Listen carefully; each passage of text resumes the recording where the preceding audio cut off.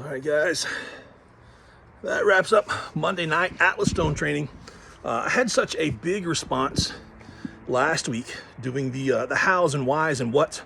I want to kind of try to continue that to give you a rough idea of what's going on. Man, I've had some serious stomach issues for the last 36 hours. So I knew some issues were coming along.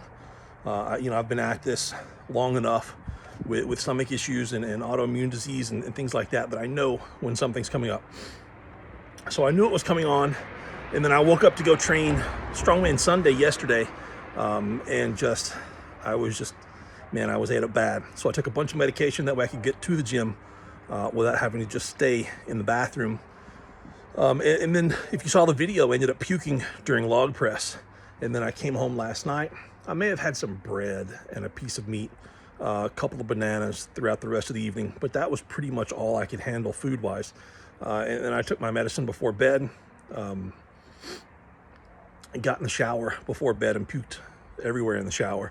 So, I knew going into today, all day today, and all day today's been the exact same.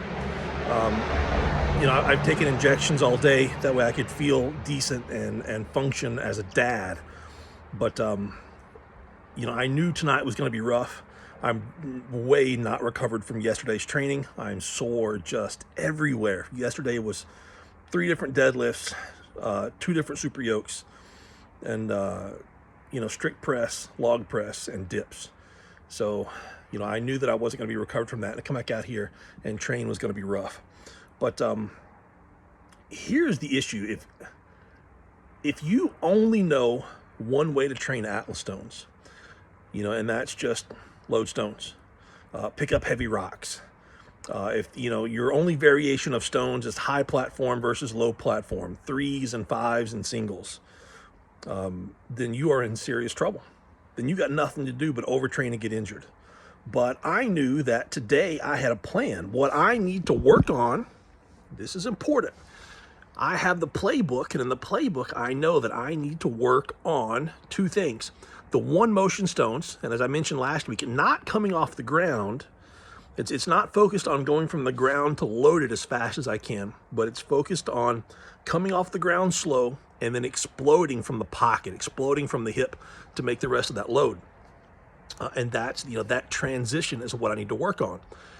You can work on transitions with a lightweight, with a safe weight, with a weight that's hard for you today. I can work on transitions with a medicine ball, with a basketball. That wouldn't be an issue. So knowing that, having that in my playbook and knowing what I can do and having other options, I'm able to come out here and train. I also wanted to work on my transitions from the lap, regrip, and go. So I did my sets of 3 and 1 motions, and then I wanted 2 sets of 5 where I pick it up, get it to my lap, regrip once, and immediately go from there. I didn't exactly do that, but the effort was there. The idea is that that's what you're working towards. You don't want to just display perfection. If you display perfection, then you were probably using too light a weight. You're not making your mistakes stand out. So, what I was working on is, like I said, getting it to my lap, regrip once, and then explode from there. Sets of 5, not because I wanted to go really, really hard, but because I wanted opportunities to load a stone and then think in my mind, okay, gosh, man, you didn't get your hands set at the same time. They weren't on the same side. You rested way too long in the pocket. I realized several reps in that I wasn't extending up on my toes, which is huge for me. I've got to extend up on my toes with every single stone, even if I don't have to make it that height. For me and my legs and my nerve issues, I have to focus on getting up on my toes, getting those hamstrings activated, get those glutes activated, getting my spine activated as well. So if I just came out and went heavy, 1 set, a couple of reps, what if I didn't pick up on the mistakes that I was making? Then all I did was come out and just pick up rocks. I did low platform, medium platform, high platform, and that was it. But the goal in training Atlas stones is to get better at Atlas stones. And sometimes the way to get better at Atlas stones is to skip today's training session. And if you only have one play in your playbook, that's completely legit. Skip today's training session if you don't feel right. And in the long term, essentially, you got better. But I had a deep playbook, and I knew what I could work on with some lighter weights. So, I think, playing the plays, and today was a practice. It was literally, try stuff, and I'm coaching myself, do this, come on, man, you didn't do that, fix that, twist this, turn that, let's get this right on the next rep. Take a few minutes, let's come back on the next set and get it correct. So that's what today's plan was. And then I came in and loaded, I did a single to the highest I've loaded that stone in a year. And then I went up a stone from there. It doesn't really matter what the stone weight was. It was really, really low as far as weight, but it's the best that I've done in a year. And I think I got up on my toes. I think I had good extension. I don't know if my back extended back or not, but it was a good set. So also what I wanted to work on, obviously, was to get my humor beer in for the week. It is Monday, and on Monday I cook salmon for the family. A lot of salmon for the family, and I cook it in humor beer. So I've already got a little bit of beer down. And then this week I also brought out the Bookers. Oh man, I'll finish this off. Woo! 127 proof right there. That will light you up if you are not careful. And I'm also working on some concepts for some clients who are also competing in cold conditions. And it's 40 degrees outside right now. It's 11:45 at night. Neighbors are looking at me funny across the street, but so I've got my little heater thing going on up here tonight, and I wanted to make sure that it would get tacky, at least warm enough, that it would make a difference in making it more pliable. So, I had fun stuff to work on. I wanted to get out here and I wanted to work on it. Got my Spud Ink single ply briefs on again underneath my Cerberus neoprenes. They make a huge difference. My hips are absolutely worn from yesterday, and just the compression of those helped to get me warm.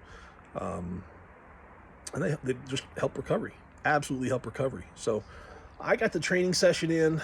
I feel better for doing it. I haven't puked in a few hours, and really it's projectile vomiting. And I've projectile vomited for so many years now from medication that it doesn't really hurt, doesn't really bother me. It just is. So got a training session in. So now I can relax. I can review video. I can coach myself.